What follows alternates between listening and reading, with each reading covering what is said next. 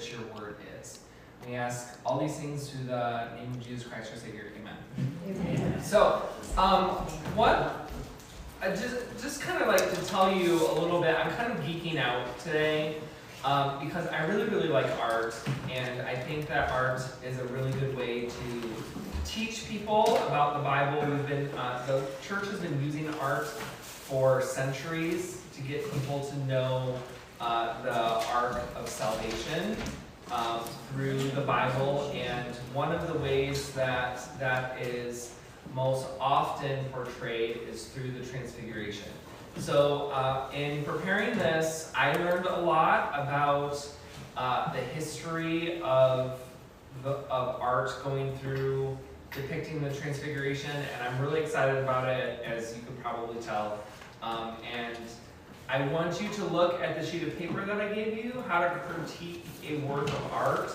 I'm not going to ask you to give any specific theses or anything like that, but the worst, basically any answer you give is acceptable, except for I don't like it and I don't know why. Right? So if you say, I don't like it because I think the colors are distracting, perfectly fine. I don't like it because I don't understand how you can make anything out of those objects, perfectly fine. If you just say, it just doesn't catch my eye, that's not acceptable, okay? So we want to use the methods that the artist used, especially like line and shape and form, in order to understand why the artist painted or depicted what he or she depicted.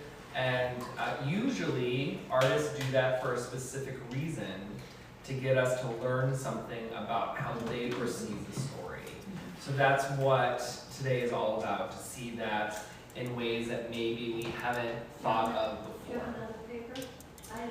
I ran out, but Diane's gonna make you a copy. And Diane can make me a copy as well. Kathy? No, I got mine, thanks. Yeah, she was just waving to you, so. All right, so here we go. If you skim, if we had like if this were like a 2-hour lecture, I would make you look this up and kind of do the deep dive yourself. But if you look at the Transfiguration in the 3 different Gospels, each of them use a different words that we always know that the Gospels have their own little tweak to things, and that is also true with the Transfiguration. So in Matthew, we have the words light, bright cloud, awe, and then Jesus tells them to rise and have no fear. In Mark, we have the most vivid description of how white Jesus' clothes were, that they were whiter than any fuller could bleach them, is what the Greek says, okay? So it's weird to have the word bleach when we're talking about the Bible, but that's kind of what it is.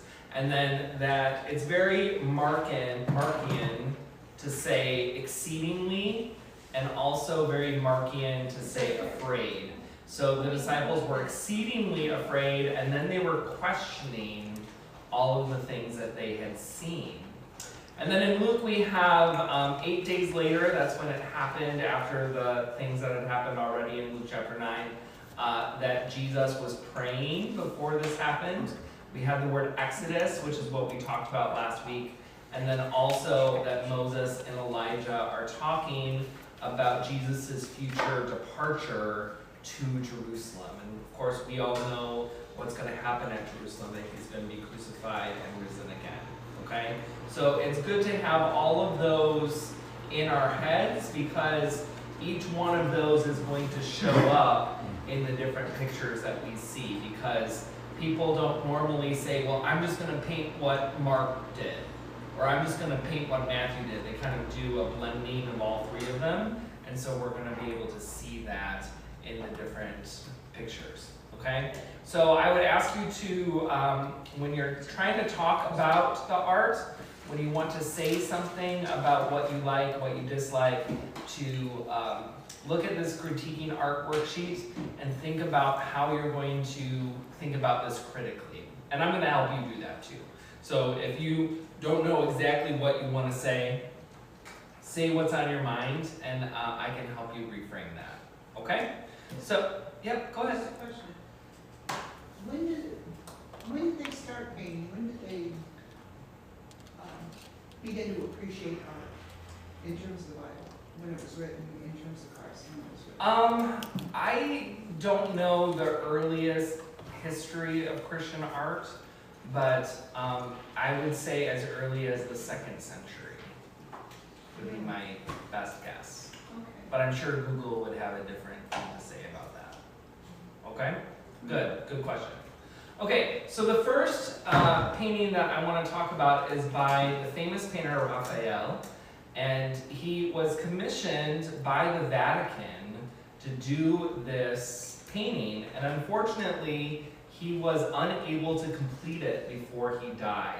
So he started working on it 3 years before he died, and he had other projects, of course, that he was working on.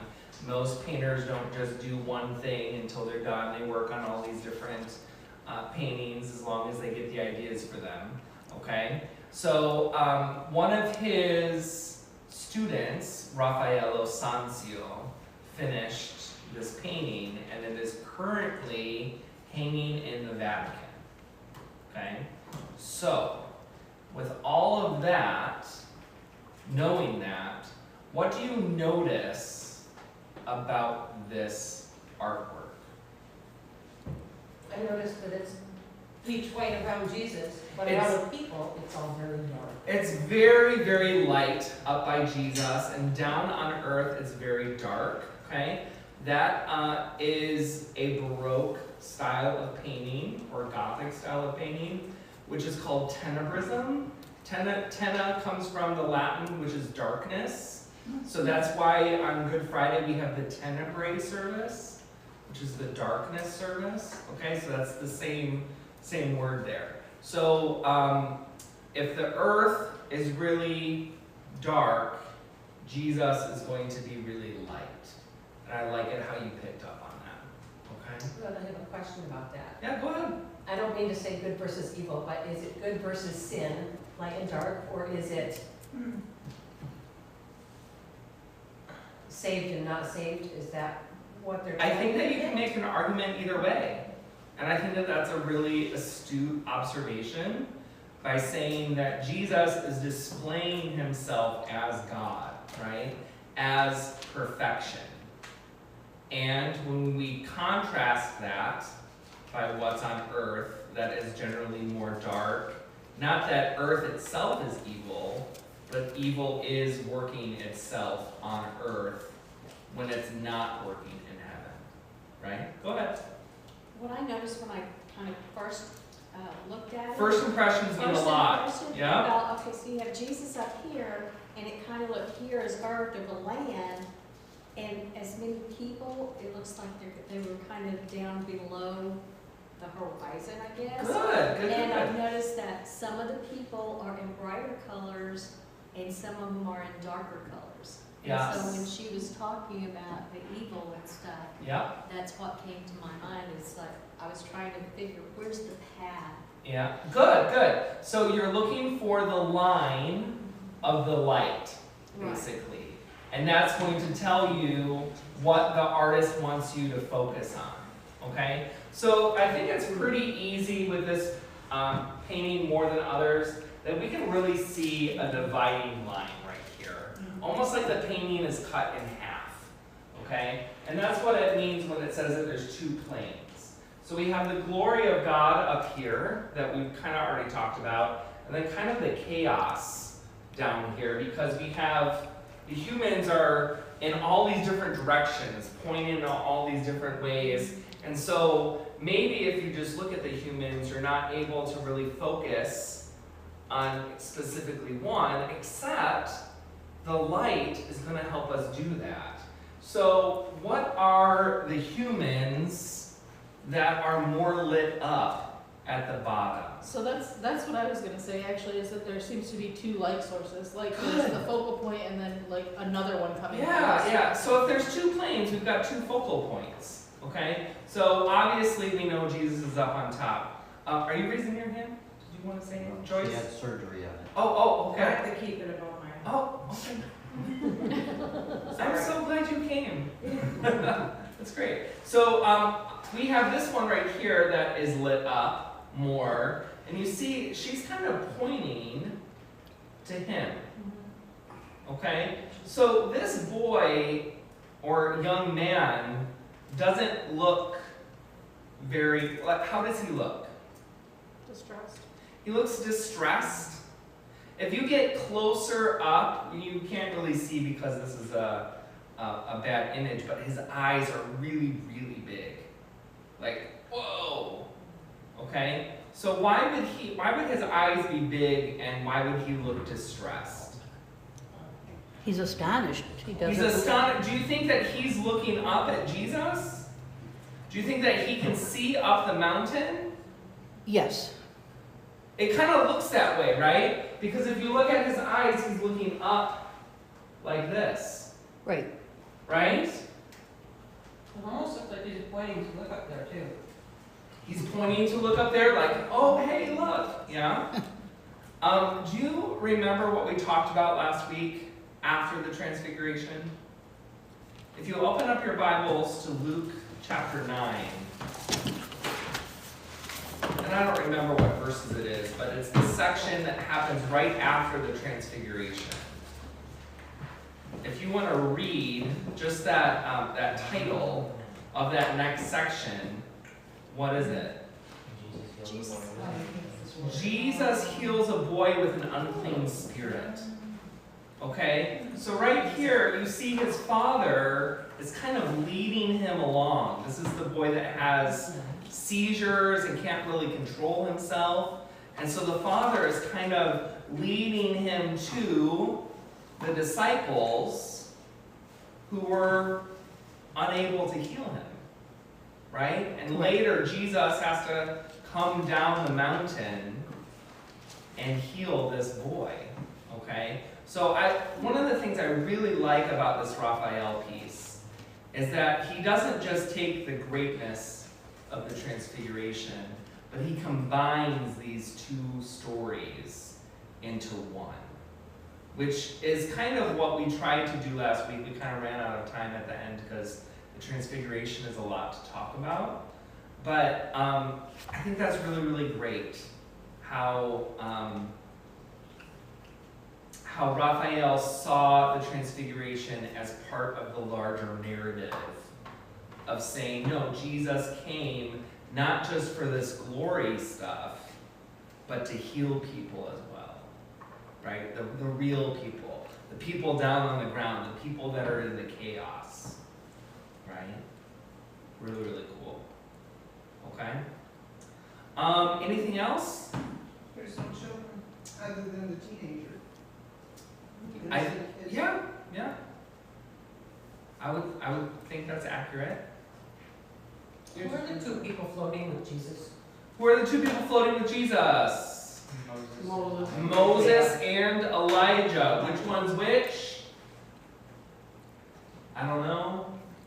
Moses on this side. Moses on this side? Yep. because he's got the tablets. Well, he's also carrying something right here. I don't know what it is, but he's carrying something.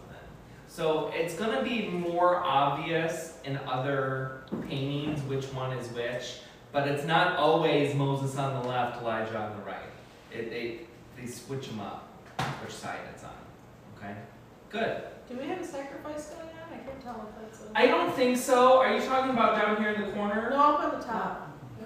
Up on the top right here? Yeah. I think that these are the three disciples. Oh, okay, I thought it was a cow. And if this were, like, this painting is as tall as a wall, right? So when you're there, you can see it, but like it's really hard because you're far away, right? And I think this painting is the one that has the most detail. The rest of them you can kind of tell a little bit more from further away. All right, yeah? Last week, the disciples could not heal the young boy, right? Uh-huh. But they had been sent out to heal. Right. And now at this time, And this time it didn't work nope, because Jesus was there. because Jesus was there. Right? Good. Good. All right, good. So, there is this famous artist, his name is Turner, and he went around and lectured on art.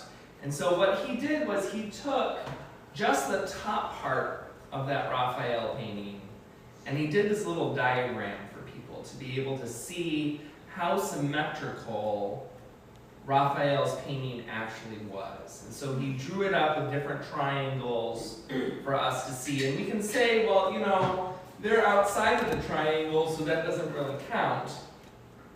But I think that they're equally outside of the triangle. So I think that it still works. So there's different ways that even you can divide up a painting to show how symmetrical it actually is, even though it's this really, really large painting.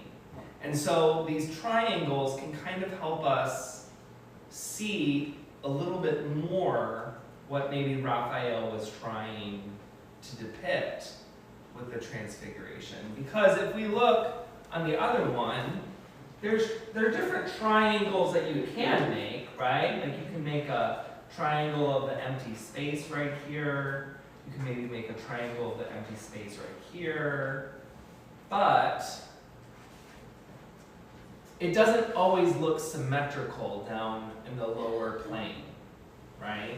But in the upper one, it really is symmetrical.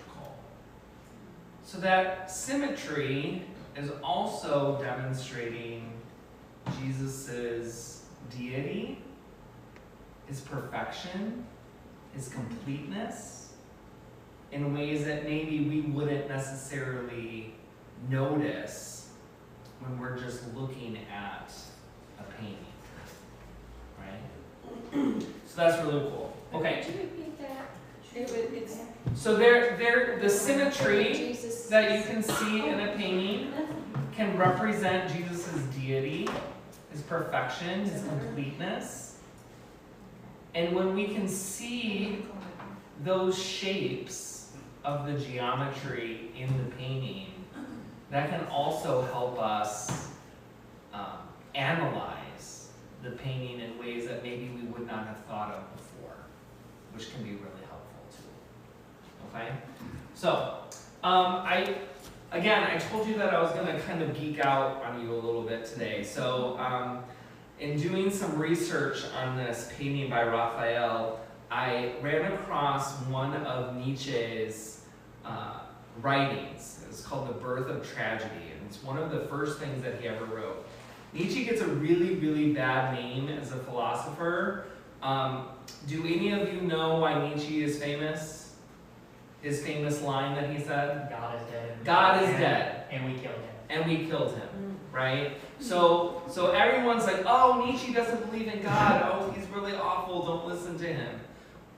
That's not the case. What he's really saying is that our society treats God as if he's dead. And we've done that to ourselves because of our sin, right? So Nietzsche's not necessarily a bad person to listen to, okay? So he actually writes about this very painting that we just discussed by Raphael. So he says, Raphael, in this Transfiguration, the bottom half shows us with the possessed boy, the despairing porters, and the helplessly frightened disciples, the mirror image of the eternal primordial pain, the sole basis of the world. The illusion here is the reflection of the eternal contradiction of the Father of things. Now, out of this illusion, there rises up, like an ambrosial fragrance, a new world of illusion, like a vision, invisible to those trapped in the first scene, something illuminating and hovering in the purest, painless ecstasy, a shining vision to contemplate with eyes wide open.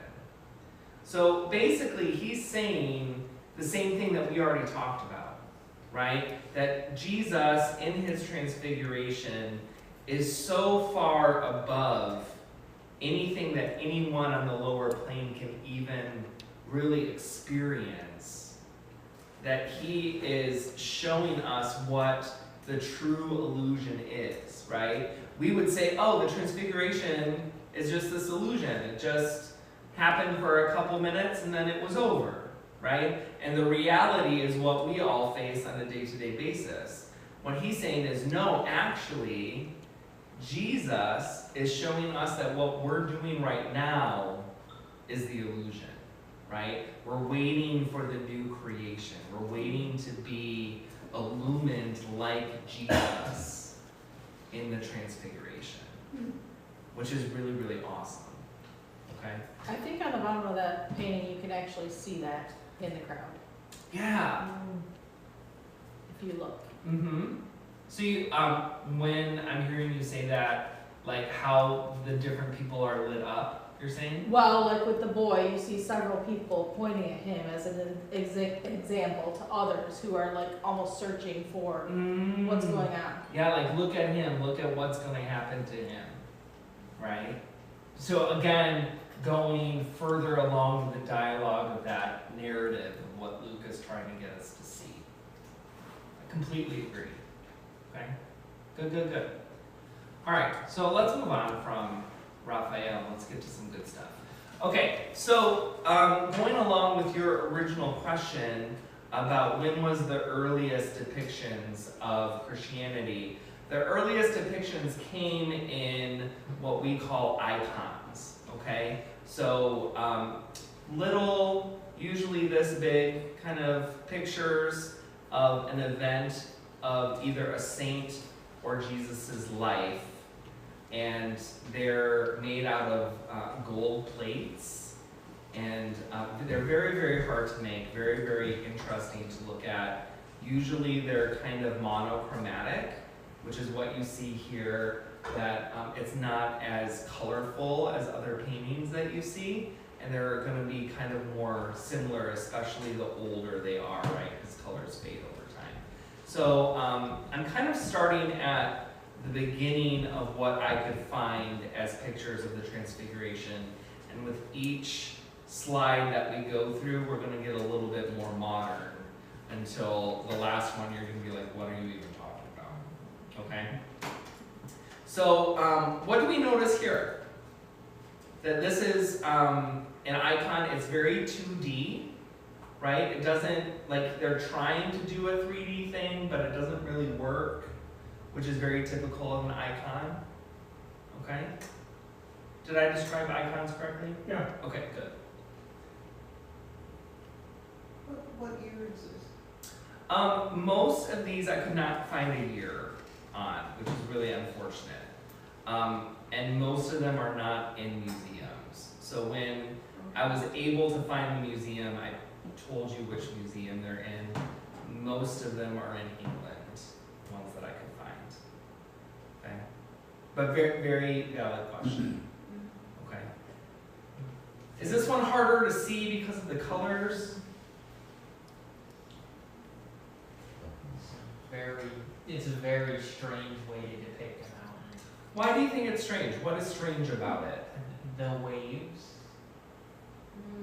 the Oh. layers. Oh, the waves down here, you mean? No, I'm talking about the layers in which Jesus, Elijah, and Moses are standing on. Oh, so like the mountainous form, Yes. right? They're trying to get you to see that like a mountain isn't just right? It kind of goes up and then up and then up like that. And when you do that 2D, it's really hard to make that 3D image, right? So I think that's what the artist is trying to do, is to get you to see that they're on top of this mountain. But I agree with you, it doesn't come across very well to our modern eyes. Okay? I think what struck me a lot about this icon is the posture of the disciples down here. So you have one disciple who's kind of looking up towards Elijah, and we have another one that's completely facing down, And then we have another one who's kind of putting his cloak over his face to try and kind of like hide what he's seeing. So we have three completely different reactions to the transfiguration. I don't know which one is best. The one that's looking, I guess that would make this one Peter. I don't know. He's almost It looking almost- like when you're looking in the sun, you're like. Yeah, like I really right? wanna see Which it, which but I is can't. which is good because that's the light, right? Like you can't look directly at the light. You have to kind of look away from it in order to be able to see anything, right? It almost seems like the focus is on the crowd versus. About the three disciples down here at the bottom. Yeah. What I like about this one in contrast to Raphael is that you really still have this very divided plane in the middle, where you have the disciples are on the earth and Jesus and Moses and Elijah are up above, right? But in this one, you have a little bit more interaction with the disciples, with Jesus, which I really think is interesting. Yeah. We talked for a second about the shining, like, what is that shape behind Jesus? Yeah, so in this one, it's just like, that's the artist's depiction of light, Okay. right? Again, it's 2D. It's not going to come across the way that we would like it to. Well, and I'm not critiquing it at all. You're allowed Like to. the way it's with the mountains, like, that could very well easily be for a reason, alright? Yeah. And the same thing with the light back there, the way that the red, if you tilt your head, it kinda looks like a Jewish star. Jewish star, yeah, I was thinking more like crown, but yeah, Crown as Jewish well. star would work too. Okay. Yeah. Star of David. Yeah, good. All right, so I have, I think, 20 different pictures. So right now we're on 2. We're halfway done, so we're gonna get moving now, okay? All right, so this is another icon, but this one is from Russia, and you can find it at the Victoria Museum in England. Okay, so this one is kind of similar to the other icon that we saw, but pretty different as well. So what do you notice about this one? The light is a tunnel. Seems like a tunnel. This green part up here is like this like wormhole, Yeah. right? Yeah. Okay. I would not have thought about that, but yeah, If you look at the top, I would have just thought light, but yeah, wormhole works. Go down. top left corner, that's like the New Jerusalem. The New Jerusalem coming down from heaven. Isn't that interesting? Okay. He jumped from the wormhole through. Good. Was this painting, what's the time difference between the last one and this one? Because I'm looking at the. I don't know. The way that it's going up in steps, so, you know. I don't know. I think this one, because it was from Russia, is probably later than the one from Greece. I'm just wondering where all that layering comes from. Yeah. It comes from the layering of making the icon. But for people to have the same kind of vision, you know, I don't think there's. Icons have a tendency to be pretty similar. So you have icon schools, or like places that Okay, make so the More icons, schools. and then they train you to make this one thing. So it's Right. not like just random people came up with the same thing. It's not like random people came with the same thing. This person probably saw something like this, and like every other artist made it his own with what he thought it was supposed to look like, Yeah, right? that makes sense. Yeah. And you know, we get that, kind of like what you were saying about the Jewish star. We have, instead of coming out on the side, we have them pointing down, right? The light is shining down upon the apostles this time, as opposed to just radiating from Christ. Now they're going down. And there's 3. It goes directly to them, right? Like nowhere, it's not going to Moses and Elijah. Light's going to the apostles. That's interesting.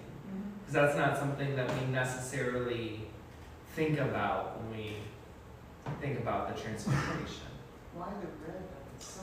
The red is so like contrast with all the, especially with the green, right? Like up here, it's almost like, it's almost too dramatic for us, right? But I think that that is part of the artist's way of showing how set apart the Transfiguration was for Jesus. How Jesus' light was so different from anything that they had seen before, that that contrast would have been that stark. Very bright. Right? Okay? Good. So now we're going to get into some other Renaissance and Gothic paintings that maybe we as Westerners feel a little bit more comfortable with. Yeah, Right? I'm pretty romantic myself. Yeah, if you're into the Romantics, then Romanticism, then this is going to, the next 3 slides are going to work out for you a lot. Okay?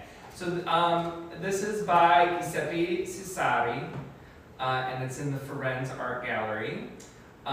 This is just like the most Renaissance painting that you can possibly come up with, right? Basic Renaissance colors, basic Renaissance appearances in people's faces, okay? We don't have a ton of contortion of the bodies, which is what was typical for more Gothic and Baroque eras. We have more just like, oh, right? It's not completely twisted like the Raphael one was, okay? In this case, we can pretty much say that this is Moses with the 10 Commandments, okay? And then Elijah is holding a scroll, which would have represented the scroll of the prophets, because the major prophets were all written on one major scroll, okay? So, other comments about this painting? Things you like, things you don't like? Let's see where we get the image of white Jesus. We see that His face is we very- see that this is dramatically more white, Yeah. okay? And we're going to see how that kind of goes, it swings back and forth. Yeah, because Okay. the previous one, it was black Jesus. Well, and that was probably more because of the icon itself, Yeah. more of the medium and less of a political statement. Yeah. Okay, good. What else do we notice about this one? Not so much mountains, but hills. It's not really a mountain. It's just kind of like this, whoop, really easy. But it's still light and dark. But we still have the light and dark, and the light's up here and the dark's down here. We can notice that tenebrism already showing up in Renaissance art. That's good. The very distinction between the 3 apostles, red, blue, and orangey. Yeah. It's very So separating. the colors between the different apostles are pretty stark, right? And it's very, at least I feel that the lines are very crisp, right? This is your shawl, so it's a different color, right? Same thing with Elijah. I've got this pink thing over me, which is different from my tunic, which is green. The Okay. one on the left, isn't that a female? You can make that assumption based off of the hair, okay? People probably had longer hair back then, so it would not have been, I don't think there was any kind of misconception over the sex of any of the apostles or anything I like was that. wondering, because all of them had beards, Right, except for that one. yep. I just wonder, did the last one, not the icon, the one before that, were they floating too? Why are they floating? Well, that's really easy to check. Yeah, so we have floating there. Yeah, why? We don't really see any floating in any of the depictions from the Bible, right? Moses and Elijah were hovering over the mountain. That's not a thing, right? So why would they be depicted as floating or flying? With the clouds in the back. with the clouds in the background. Why do you think that is? I 'Cause feel they- like it's so that people know they are with them. That they are not on earth anymore, Yeah, and that's where we're gonna go too. and that's what's going And they're to, human, so it Beyond. relates them from heaven to earth, it's a relationship. so they, because they are already in glory, that they are depicted as not walking on the earth. Okay, good. I think that's the right answer. Okay, They're good. heavenly. Yeah. They don't belong to the. Right.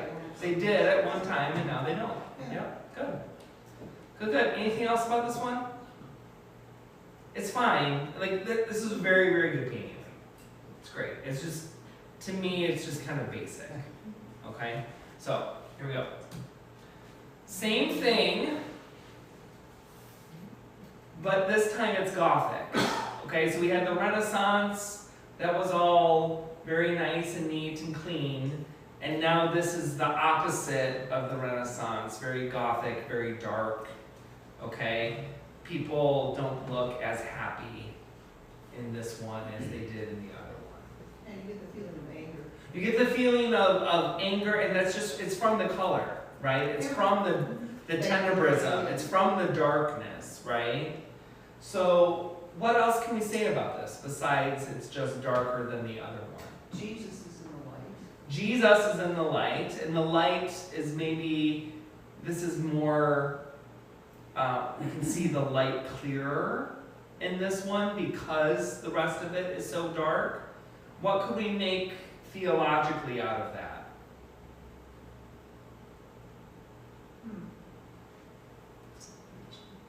Pardon? Separation? The separation between Jesus' glory and the sinful nature of the world, right?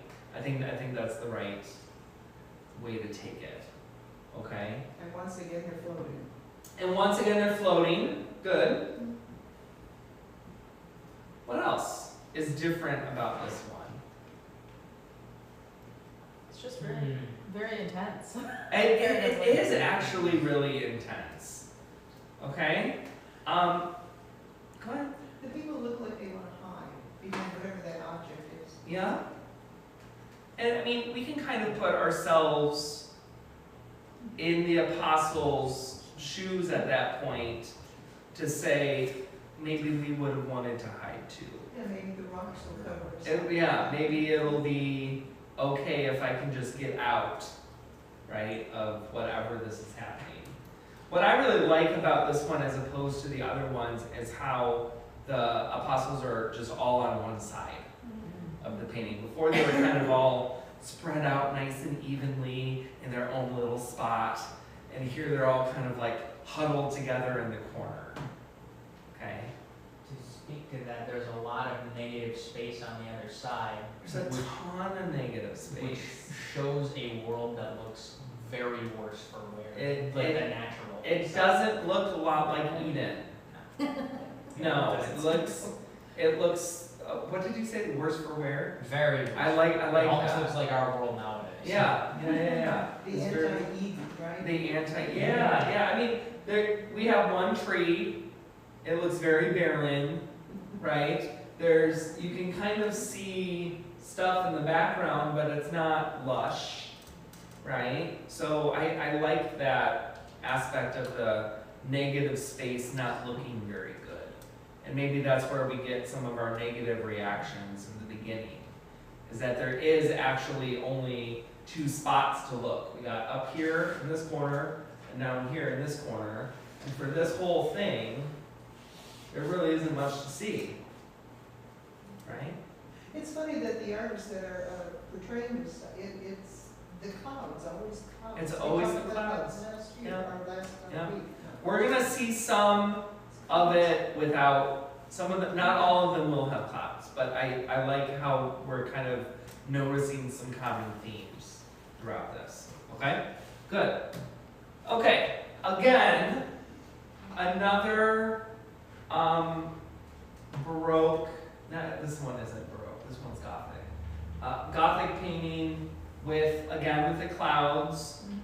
Again, we have the kind of the two planes here. What's different about this one? Lights only around the head. The light's only around the head, not the whole body. Okay? Although Jesus's garments are about as white as you can get. Okay? So they are displaying light. Jesus is the centerpiece of this picture. Easily. But it's not just, it's all light, right? It's a little bit more nuanced here. Is this when the halo starts? No. Your I don't know when a halo, I think there were halos in basic iconography, so I don't know if it was necessarily this point of Gothic painting, but That one icon had. yeah, Looked like that, it it was had, around. yeah, icons usually have halos on them. It almost seems kind of like heaven and hellish, you know, Yeah, like, there's a clear Yeah. distinction. Yeah, between the two different planes. It's good. And this one, you notice this disciple's looking down, this disciple's looking down. This one, probably Peter, is the one saying, oh, hey, you want me to build you 3 tents? One for you, one for Moses, one for Elijah. Okay? But he doesn't even look like he's having a good time either. Okay? The Lord is kind of more enclosed there too, Mm-hmm. instead of being so, It's not so open. yeah. And it's weird to me that he's only talking to Moses, and Elijah's just kind of hanging out over there with a weird hat on. Mm. Okay? And what year is this? I don't know. Well, I'm just wondering, because the artist came up from a culture. Right? Oh, With 1000%. culture saying Yeah, what it yeah. is. For sure. Okay, here we go. Ooh, that's a good one. I shouldn't say this, but I'm going to anyway. Of all of the pictures that I'm going to show you today, this is my favorite. Okay? I was thinking that just because it looks like that's what I envisioned. That's what you envision it looking like. And Three-dimensional. it's more three-dimensional than some of the other ones. You get a lot more perspective of the lines. And I like this one because all 3 of them are looking. 1865. This is more of what more modern It's- cultures would see. It's more, this is the most, brightness. There's no halo, there's no. right? No? Look at the cloud behind Jesus. It looks like Jesus himself, the whole head. Yeah, oh. right here. Look at the hairline going out to the sides. Yeah. I missed that. You can even see the eyes too. Yeah, yeah, I love that. But you still get these Renaissance dress that they're in with the distinct colors, but I like it because you get more of a perspective of their heads, right? It's more of the back of their heads, it's not just their front faces. In a lot of those paintings, and this is one thing, because my background is like screen depictions. A lot of times, the characters that you see in a film, they're not actually physically able to look at each other. Right. But if it looks like a mistake, but it's technically correct, it's still a mistake compared to just an actual realistic depiction. Mm-hmm. Then this makes you feel like you're part of them. How You're so? part of the crowd looking at them. So Yeah. we're looking at them and him, so we're just part of It's them. almost like you're like, you know, like the fly on the wall or the bird like on a tree looking at them, right? Like it brings you in to the story in a way that I don't necessarily think the other ones had. I think that you want to get closer to him so that you can see him more clearly. This is the one. Yeah, there is quite a bit of distance here, Mm-hmm. right? There's not a lot of detail. Yeah. It's much friendlier than the others. Friendlier too. Yeah, less darkness. You feel more like Jesus understands. Mm-hmm. Mm-hmm. Yeah. Good. But still the rocks. Still, well, I mean, we are on a mountain, right? So it's probably gonna be rocks somewhere. Alright, so this is the last one that is what we would consider Western art. Okay, so we're gonna start branching out. Yep, Speaking of that, I was telling Joyce, it reminds me of like Civil War paintings. how so? Oh, yeah. Just the background of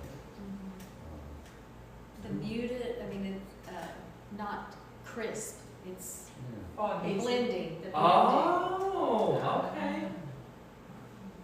And it is about the same time frame. Yeah, definitely. I think I noticed that I liked the blending of it or the fogginess of it, but I don't think I equated that to like Civil War art specifically. So that's good. Very, very good. Yeah. Cool. All right, so here we go. Ready for our 10-minute adventure? Yep. To abstract art? Okay, we'll skip this sonnet. Okay, so this is also a modern icon because it's 2D. Okay? We have Moses and Elijah are missing or absent. We have Jesus as the whitest of white and the light and the halo. What else do you notice? His hair, His hair, what's the matter with his hair? it's different, it's not down, it's It's like not down, sticking it's kind of, straight it's up. kind of like he has a mohawk, Yes, right? That's another. Or instead of a mohawk, and then a beard. we could say, I was gonna say something completely different. I would think maybe you can depict it as a crown. It's not 100% symmetrical, but that's okay. Go ahead. He's got the holes in his hands and his feet. He's got the holes in his hands and his feet that happen later.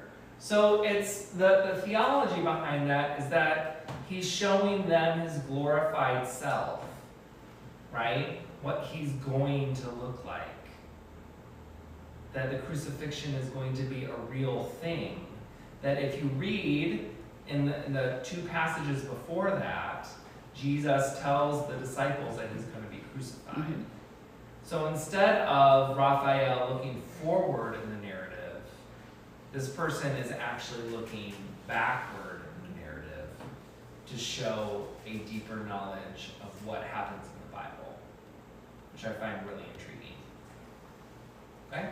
Here's the cross, that's the first religious symbol. Cross up at the top, right? Very, very good. And this, I don't know what you call it, this oval thing. It looks like an eye. An eye, it's a very, very common geometrical shape while depicting Jesus. So a lot of the Italian and Spanish artists use that frame in their paintings. So she does a really good job of integrating different time periods into her art. Does it have a particular meaning I don't, usually it takes up the majority of the painting, as it does in this one, just to show that Jesus is the central figure. I don't think there's any other meaning behind it besides that. Usually with Jesus with open arms. Good. Okay, so this is from Cameroon. So obviously we have the cultural influence with the color of their skin. Okay, And their clothing. and their clothing as well. We still have the rocks, we still have the cloud, we still have Moses and Elijah, we still have 3 apostles. What's different about this one? King. Pardon? King.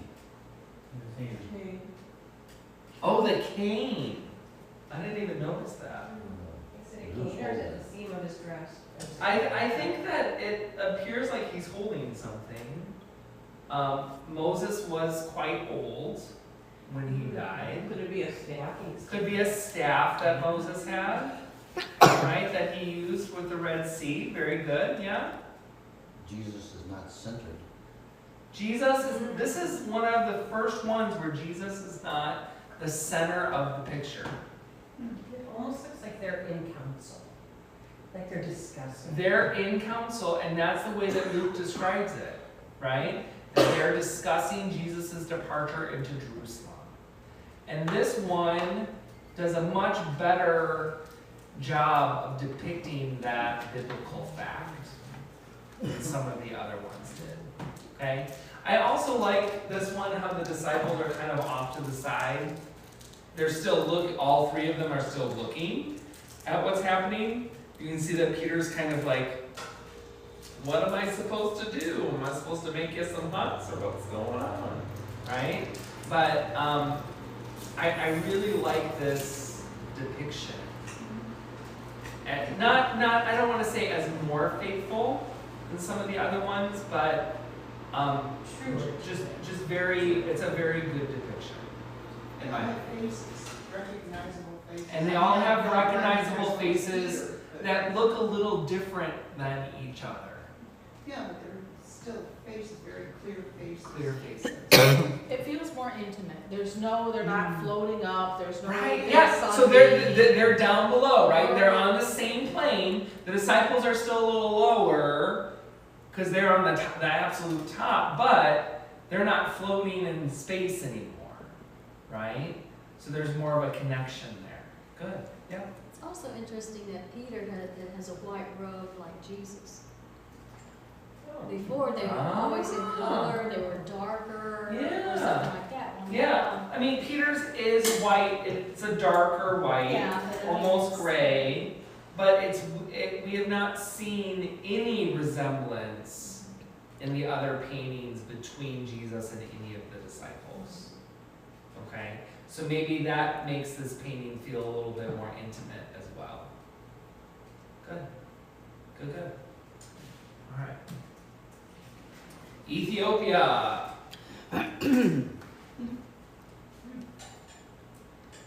Different, not what we're used to. It's okay if it's not your favorite. What do you notice? There are some very interesting things about this. No apostles. There's no apostles, depending on the way that you interpret it, Yeah. okay? So this is either Moses and Elijah, or we have Moses and Elijah. Why? Because they're on the heavenly plane. And then that would make these disciples. So we have 2 instead of 3, which is okay. I think it's maybe opposite. I think maybe the apostles are up above. I kind of thought that too. Why? Well, I think it's 4 heads on each side. Oh, and maybe it's like they're looking up. Uh-huh. Yeah, Right? right. They're looking up. Because they're at the top of the mountain and you have to look up. Yeah. Right?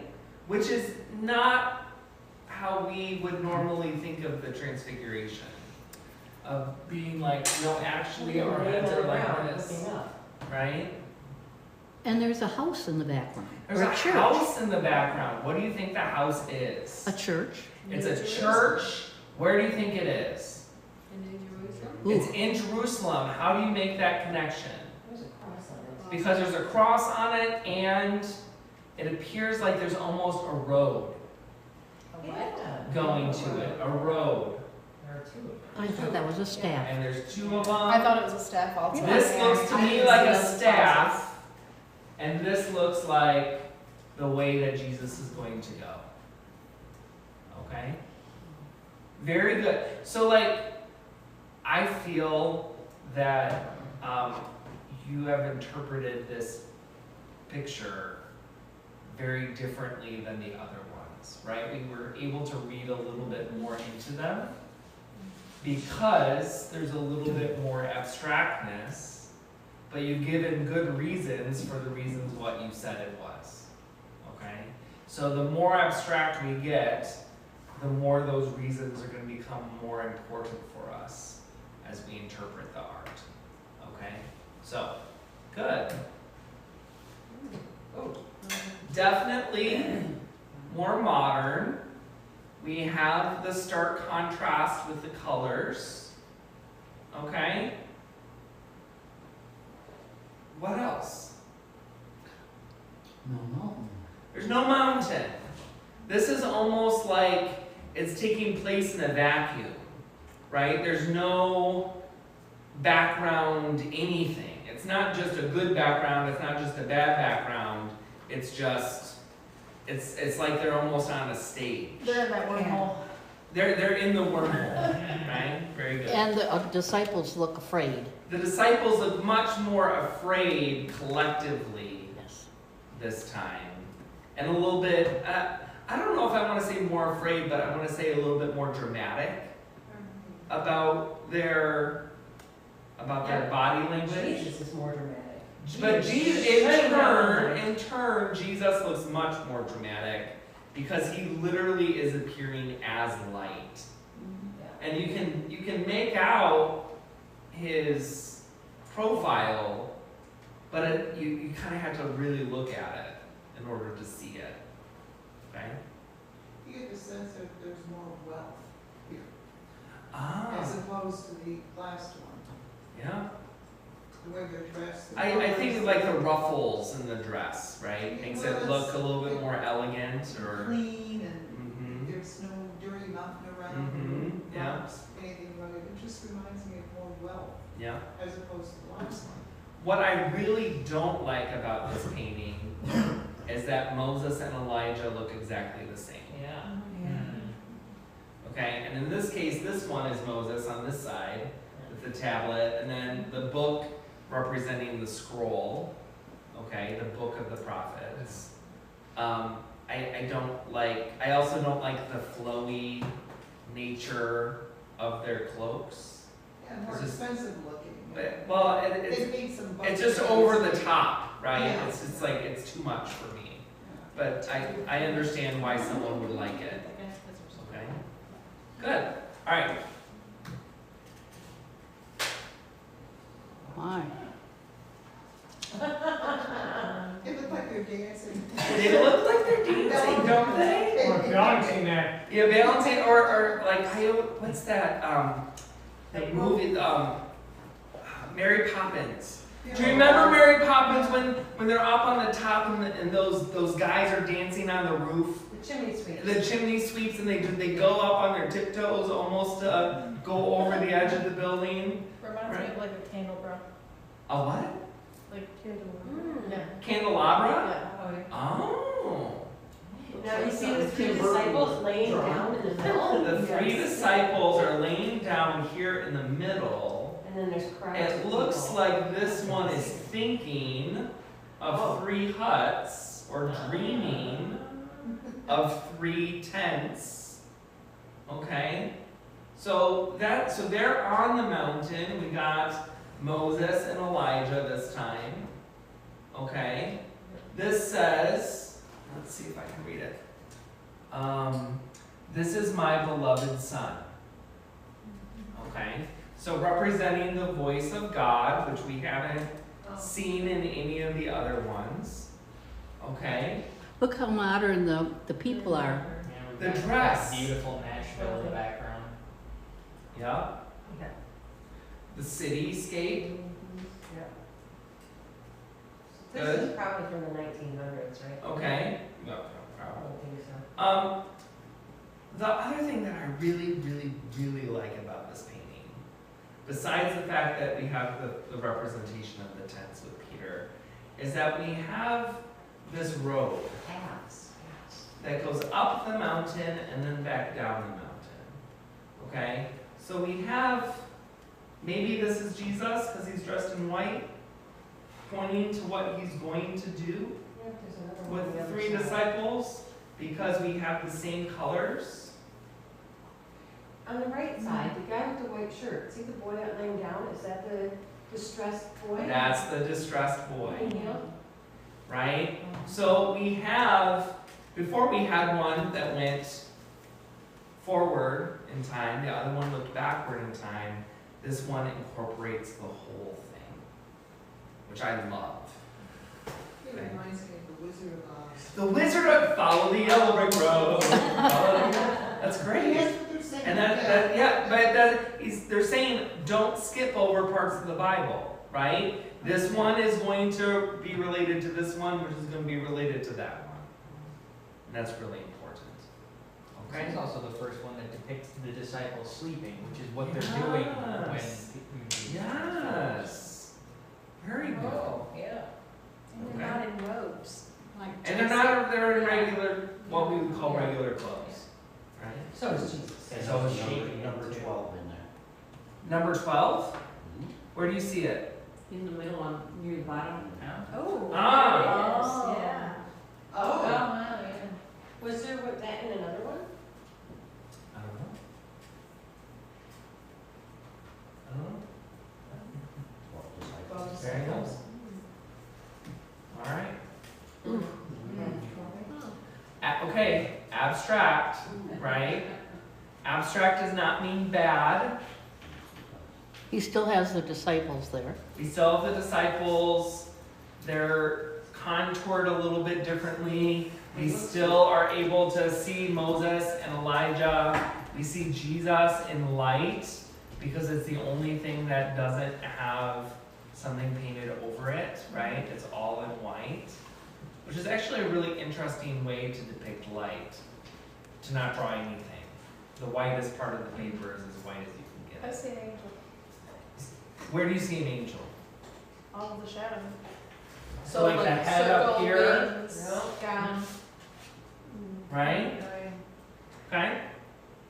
I think if I just walked up to this and knowing nothing, the only way I know this is what it is the halo around Jesus' head. Well, it's about to You get took worse. that halo out, I would know what this is. Yup. Agreed. All right, you ready? Pardon? It's Japanese. It's Japanese. They would see us. It's going to be completely different, right? Yeah. Okay, here we go. Oh. One of my favorites, Wow. because Spanish, right? Salvador Dali, famous surrealistic painting of the Transfiguration. Is it cut off at the top? It's not cut off at the top. So headless Jesus? Headless Jesus. Okay. You can't look at God. Mm. You can't see God's real face. I can't even see the ground. Well, Dali's his own person, Yeah. right? You can't, no one can argue that. So, do we like it? It's different. I love it. Yeah, go ahead. Can you show me where Jesus is? Jesus is up here. How do you Oh, know? the black spot? Yeah, Who's that on the right with the Well, his halo? head cut off, over here. No, Just Oh. right there. right? Yeah. with the halo. There. Halo. Who And did? then the black spots there up in the middle, is that someone too? Right here. Maybe. I like the painting, but I think it's disrespectful. Oh, okay, because Jesus doesn't have a head. Right. It's Yeah. kind of- Very valid, Yeah. right? But yet, the arm is so Just pointing. graphic, it's so Look, perfect. this is my beloved son, listen to him. This is the one that you need to pay attention to, right? Good. And that really is the most detailed part of the whole painting, right? Yeah. Very, very good. All right.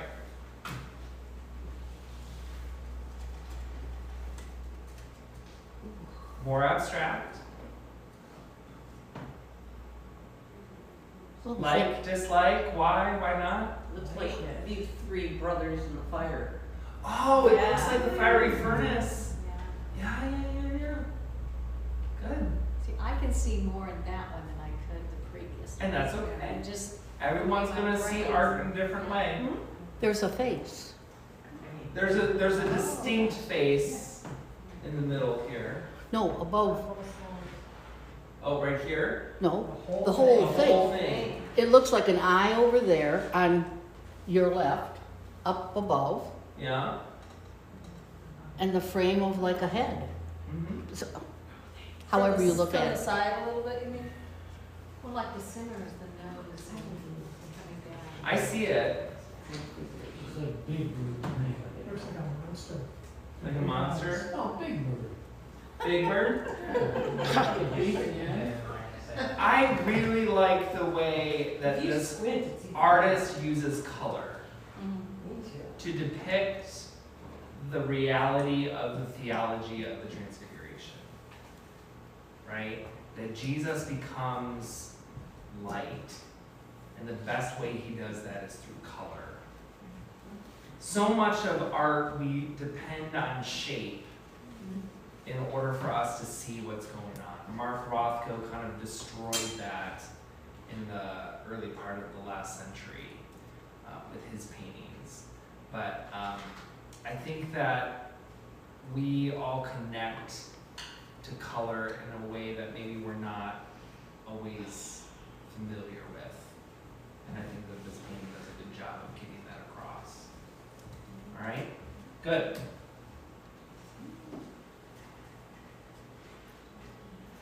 I can't quite tell where dark and light line is. Right? Pretty much the same themes in a different way. And that's okay, right? It's good. Yeah. Would it be Mary and Joseph? Like, I don't think so. I think it's just Moses and Elijah. And the guys hiding in the rocks. And the guys hiding in the rocks, right? The little lizards. But in this one, like, look, I mean, they are looking straight up, Yeah. right? Like the Ethiopian picture. There's lots of use of curve in this A one. lot of curve. All the other ones are just like point. The line, yeah. A lot of it was like the linear perspective.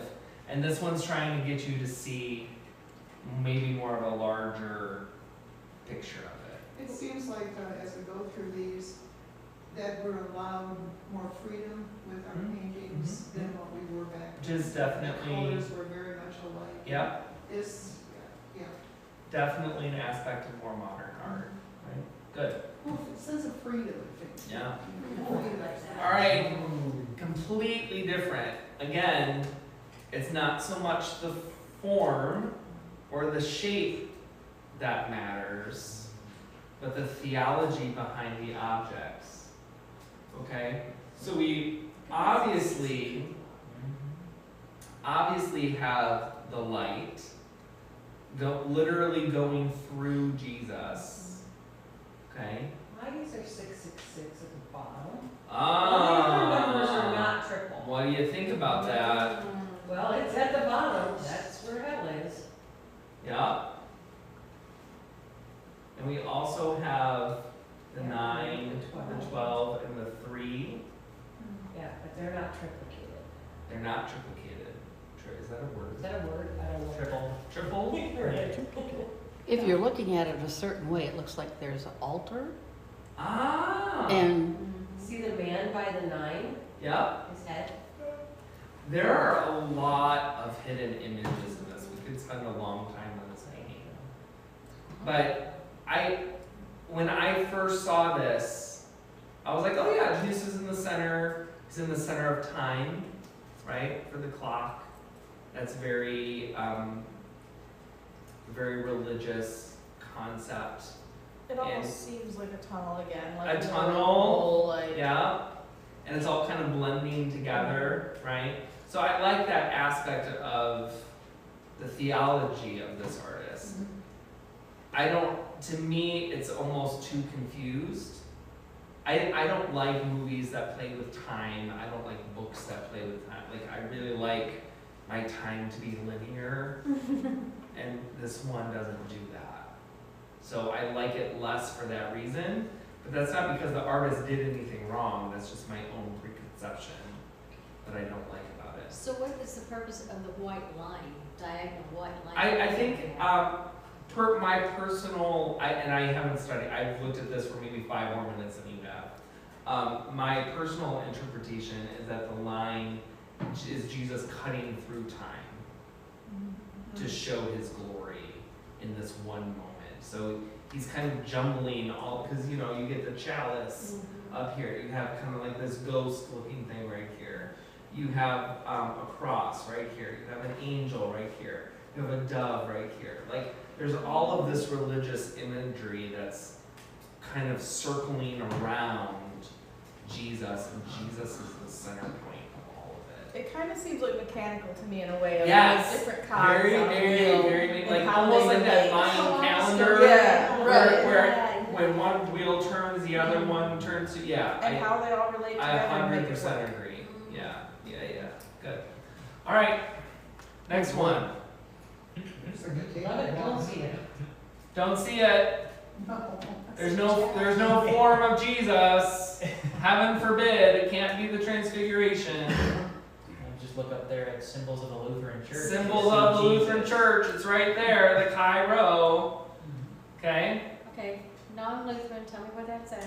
Okay, so yes, so the Chi Rho is right here. This is a symbol for Christ, Okay. and it is the first two letters in Greek Oh, okay. of see the it, I word see it. Christ. Okay. So the X is the CH, and then the R is the R. Okay? So that was an ancient symbol for Christ, the Chi Rho. I Okay? didn't mean to throw Lutheran in there, by the way. Yeah, We have a it's- poster up it's there with Christian. symbols of the Lutheran It's Church. not a Lutheran symbol. It's What a Christian. nice quilt square that would make.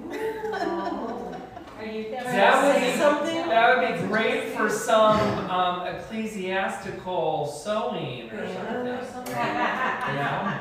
All right. So we have it in the center, which is good. What else? There's like a baptismal fount there. Yeah. So you can interpret this as a baptismal font. You can interpret it as the chalice for the wine. Okay. You can interpret these symbols for Moses and Elijah. The one on the right's the burning bush. Burning Oh. bush.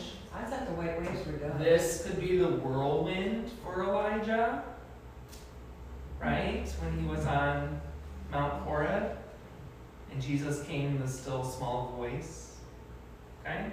The So white would to the- me the looks little- like spirits, Sorry. kind of, you know? Go ahead. I mean, go ahead. What? What were you saying? Oh, the white to me kind of seems like spirits. Yeah. I was gonna say the little things in the circle that are three-way, Mm-hmm. is that just representing the triune God? I would say so. Think so. It's good. Right? There's no real wrong answer. Okay?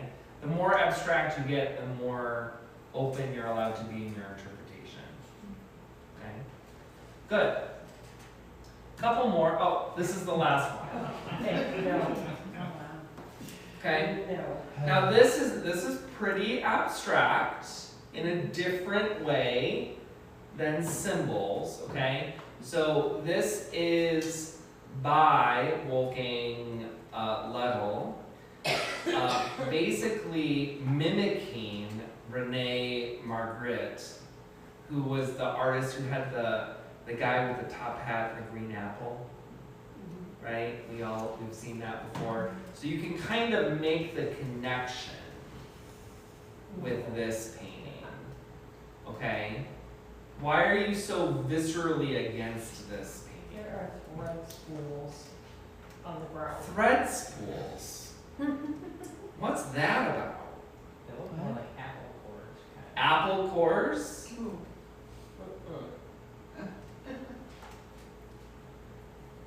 What else? Man. Got a man. All that remains. All that remains is And then doves. Are those bones? I don't think they're bones. I can't see them. Yeah. They don't look like bones to me. Yeah. Birds. What about Are birds? they taking them away?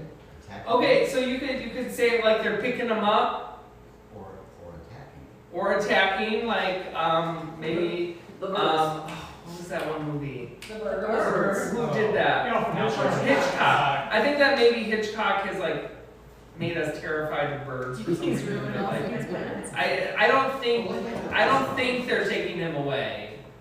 The dove usually represents peace, or more theologically, The Holy the Spirit. Holy Spirit, I was gonna say, maybe they're encompassing and wrapping this person.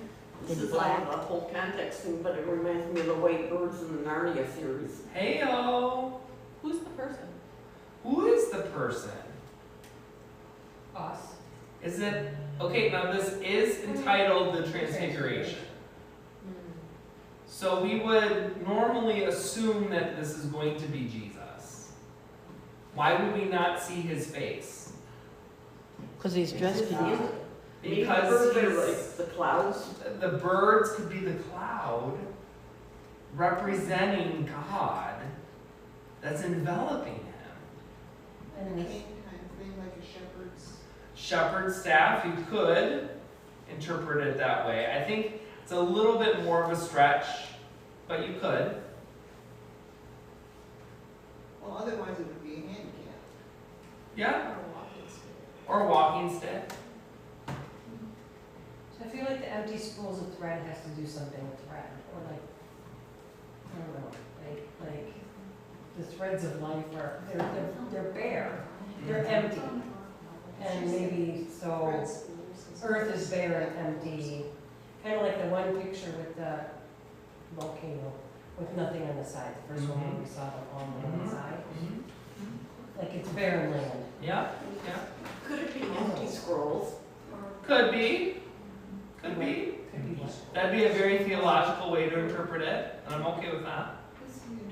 And notice the feet, it's facing away, like Away. they're going into Uh-huh. the blue, Cloud. wouldn't know, it's not a city, it's not a mountain, right. it's just, you don't know. It just is. I don't know. Yeah, Could be the sky, that could be the line. yeah. I like that. All right, so that was it.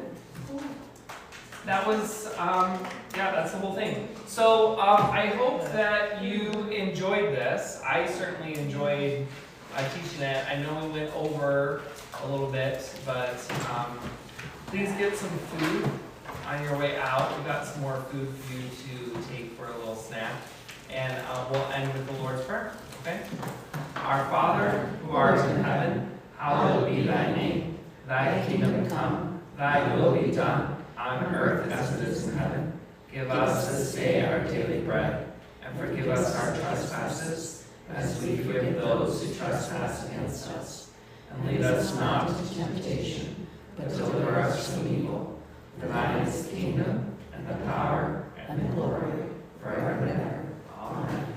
So, on your way out, I also made a copy of some of the earlier works that if you want to take how early? one, the first